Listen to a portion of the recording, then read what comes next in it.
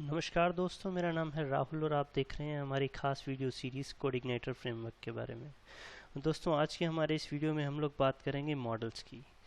दोस्तों, जैसे पहले भी मैंने जिक्र किया है अपने दूसरे वीडियोस में कि जो मॉडल्स हैं, जो एमवीसी का जो एम है वो काम करता है आपके बैकएंड से डील करने का। बैकएंड यानी कि आपका डाटाबेस हो गया या फिर आपकी कोई एक्सटर्नल एपीआईज हो गई। जैसे आज के टाइम में एपीआईज बहुत चलती हैं। फॉर एग्जांपल, आप कहीं बहुत सारी वेबसाइट्स पे देखते होंगे authenticate with Facebook, authenticate login with Google, इस तरह के जो आते हैं। मतलब किसी एक्सटर्नल सर्विस, वेब सर्विस के साथ आपको कम्युनिकेट करना है तो वो भी आपका एक तरह का बैकएंड है। या कोई टेक्स्ट फाइल्स हैं या फाइल सिस्टम, आपका जो सर्वर से कंप्यूटर का फाइल सिस्टम होता है वो भी आपका एक बैकएंड है। तो किसी भी तरह का बैकएंड, ज़्यादातर हम लोग डाटाबेस यूज़ करते हैं वो भी माइस्क्ल, लेकिन किसी भी तरह का बैकएंड जो है उसकी फंक्शनैलिटी आपके मॉडल में जाती है। तो आज हम देखते हैं मॉडल हम लोग डिफ़ाइन कैसे करते हैं कोऑर्डिनेटर में और उसको यूज़ कैसे करते हैं। तो डिफ़ाइन करने के लिए दोस्तों बेसिक सिंपल सा फंडा है, वो है मॉडल्स के अंदर। जैसे कि हम लोग कंट्रोलर में करते थे कि आप एक क्लास बनाते हैं कंट्रोलर्स फोल्डर के अंदर, ऐसे ही यहाँ पे आप मॉडल्स फोल्डर के अंदर एक क्लास बनाते हैं। तो चलिए हम लोग शुरुआत करते हैं यहाँ पे PHP क्लास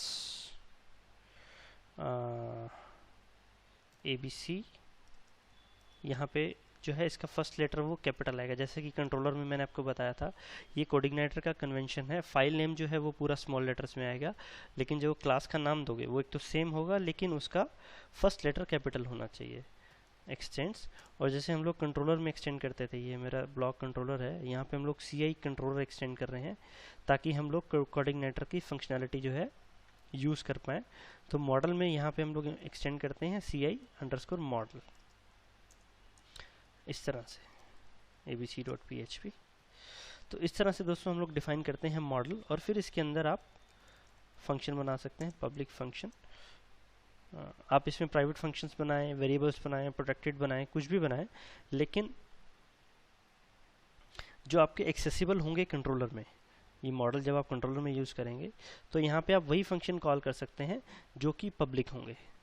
तो यहाँ पे इसको समझने के लिए वो हम लोग कैसे यूज़ करते हैं मैं आपको पहले ये बता देता हूँ। जो हमें यहाँ पे अगर मॉडल एक्सेस करना है ABC, ये फंक्शन हम लोग कमेंट करते हैं। तो ये आपने मॉडल बनाया ABC, से आप जो भी फंक्शन बनाएंगे वो यहाँ पे यूज़ हो सकते हैं। किस तरह से? तो पहले आपको यहाँ पे देखिए, मॉडल भी मैंने पहले भी आपको बताया था कि कोऑर्डिनेटर में कोई भी अगर फंक्शनैलिटी, कोई भी इसकी लाइब्रेरी अगर आपको यूज़ करनी है तो आपको वो, या मॉडल भी अगर आपको यूज़ करना है तो पहले आपको वो लोड कराना पड़ता है। तो उसको हम कैसे लोड कराते हैं?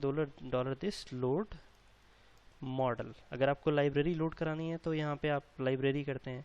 आपको व्यू कराना है तो जैसे यहाँ पे आपने ऑलरेडी देखा कंट्रोलर वाले हमारे वीडियो में, यहाँ पे आप लोड व्यू करने हैं तो मॉडल के लिए लोड मॉडल और मॉडल का नाम ABC, और फिर यहाँ पे ये ABC नाम का एक सब ऑब्जेक्ट बन जाएगा। मैंने इंट्रोडक्शन में, कोऑर्डिनेटर के इंट्रोडक्शन में आपको बताया था कि कोऑर्डिनेटर इस तरह से काम करता है कि जो भी इसमें लाइब्रेरी हैं, जो भी फंक्शनैलिटी, जो भी क्लासेस हम लोग यूज़ करते हैं, ये पहले एक सुपर ऑब्जेक्ट बनाता है। सुपर ऑब्जेक्ट कह लो, बिग ऑब्जेक्ट मतलब पेरेंट ऑब्जेक्ट कह लो। फिर उसके आगे उसके सब ऑब्जेक्ट या चाइल्ड ऑब्जेक्ट बनते हैं। जैसे ये $this लोड मॉडल हमने किया तो यहाँ पे आपको ABC नाम का एक मॉडल अवेलेबल हो जाएगा, एक ऑब्जेक्ट अवेलेबल हो जाएगा, सब ऑब्जेक्ट, जिसको आप इस तरह से $this ABC करके एक्सेस कर सकते हो। और फिर इसके अंदर के जो फंक्शन है आप इसमें एरो लगा के, मान लीजिए यहाँ पे आपने कोई फंक्शन बनाया है, पब्लिक फंक्शन टेस्ट, यहाँ पे आप $this arrow ABC arrow test करके कॉल कर सकते हैं इस तरह से।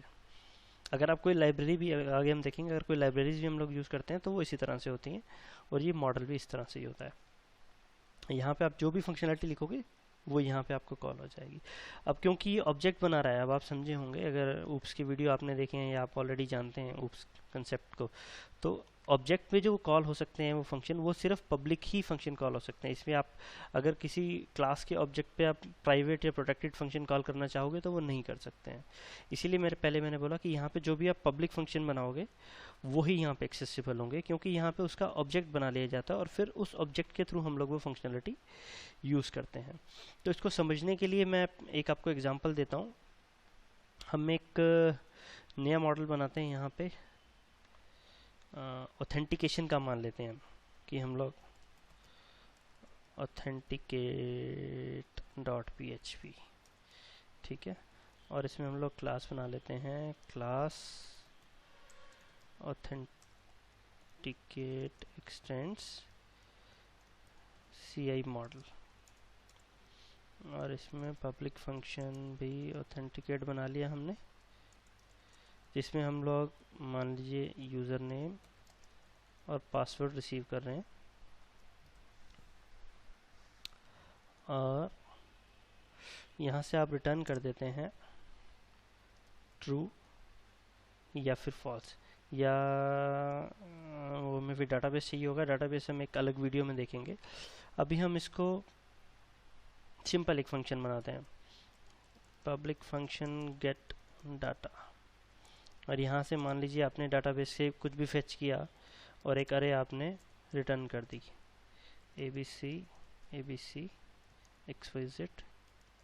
वो डाटाबेस से कैसे करते हैं वो हम लोग एक अलग वीडियो में देख लेंगे। अभी ये सिर्फ इतना समझिए, मॉडल हम लोग समझ रहे हैं, तो आप इतना समझिए कि मॉडल कैसे काम करता है। तो यहाँ से आपने किसी भी तरह से डाटाबेस से निकाला या फाइल से रीड किया या फेसबुक जैसी किसी वेब सर्विस से आपने फेच करके डाटा रिटर्न कर दिया, तो यहाँ पे आप लोग उसको रिसीव कर पाएंगे $this। पहले आपको मॉडल लोड कराना है, ऑथेंटिकेट, और ये $this ऑथेंटिकेट पे आपको अवेलेबल हो जाएगा। तो इसका जो फंक्शन हमने बनाया गेट डाटा, हम लोग कॉल करते हैं, और यहाँ हमें वो डाटा रिसीव हो जाएगा। अब आप इसको वेरीफाई करने के लिए मैं यहाँ प्रिंट कर देता हूँ $डाटा, और फिर हम इसको रिफ्रेश करते हैं, तो ये देखिए ABC XYZ एक अरे हमें रिसीव हो गई। तो यहाँ से आप जो भी रिटर्न कराना चाहें वो करा सकते हैं, और यहाँ पे आपको रिसीव हो जाएगा। और दोस्तों मॉडल में एक और चीज़ होती है कि मान लीजिए ये हमने ऑथेंटिकेट रखा है, हालांकि मुझे तो ये ऑथेंटिकेट भी काफ़ी लंबा नाम लग रहा है। मान लीजिए आपका कोई मॉडल है या फाइल है, उसका नाम देखिए, ये बहुत प्रेफर किया जाता है कि जो काम वो कर रहा है, जो काम इस क्लास का है, मान लीजिए आपने यहाँ पे अभी तो हमने एक ऑथेंटिकेट बनाई है, अगर आपने अलग अलग मॉडल बना दिए कि authenticate from Facebook, authenticate from Twitter, authenticate from database, तो आप उसका नाम भी वही देना प्रेफर करेंगे, ये देना भी चाहिए जो वो काम कर रहा है। तो इस क्लास का आप नाम आपने चेंज कर दिया, for example authenticate from Facebook, इस तरह से फाइल का नाम भी मुझे चेंज करना पड़ेगा, इसको रीनेम कर देता हूँ, ऑथेंटिकेट फ्रॉम फेसबुक, और यहाँ पे फिर हमें लोड कराना है ऑथेंटिकेट फ्रॉम फेसबुक। तो यहाँ पे ये अवेलेबल होता है हमें इसी नाम से। पहले हम इसको वेरीफाई कर लें कि ये सही चल रहा हो। देखें नहीं चल रहा है, क्यों नहीं चल रहा है?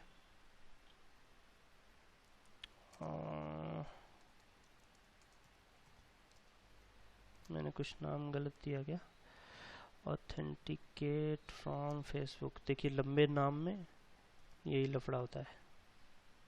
हाँ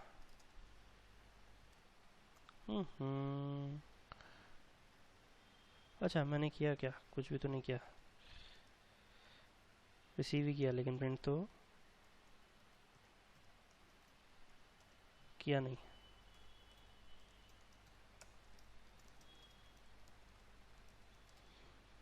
देखिए आगे मैंने प्रिंट नहीं किया था इसलिए।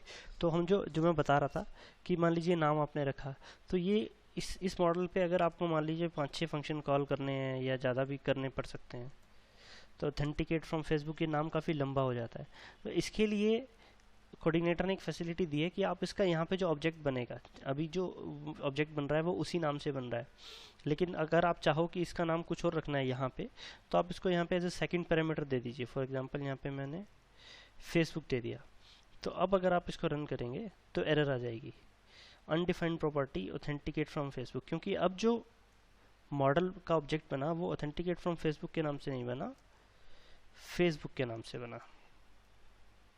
देखिए आ गया हमारा डाटा इस तरह से। ये सिर्फ एक कन्वेंशन के लिए कि अभी आपने देखा यहाँ जो अभी पहले आ रहा था ऐसा, इससे तो ये बेटर है कि समझने में आसानी हो, है ना। और इस तरह से आप इसको रीनेम कर सकते हैं। तो ये होते हैं दोस्तों मॉडल। और आगे हम देखेंगे कि इसको जो हमारा डाटाबेस है, डाटाबेस के साथ कैसे कनेक्ट करेंगे, क्योंकि आज के टाइम में कोई भी एप्लीकेशन डाटाबेस के बिना नहीं चल सकती। तो डाटाबेस से कनेक्ट करना और फेच करने का जो फंक्शन है कोऑर्डिनेटर का, वो कैसे काम करता है हम देखते हैं नेक्स्ट वीडियो में। और मॉडल्स में अगर आपको कोई क्वेरी है तो आप कमेंट्स में छोड़ सकते हैं, मैं आपको जवाब दूंगा ज़रूर। और अगर आपको ये वीडियो पसंद आया तो आप इसे लाइक ज़रूर करें, और नए लेटेस्ट वीडियोस के लिए आप सब्सक्राइब कर सकते हैं हमारे चैनल पे। तो मिलते हैं हमारे नेक्स्ट वीडियो में, तब तक के लिए बाय बाय, नमस्कार।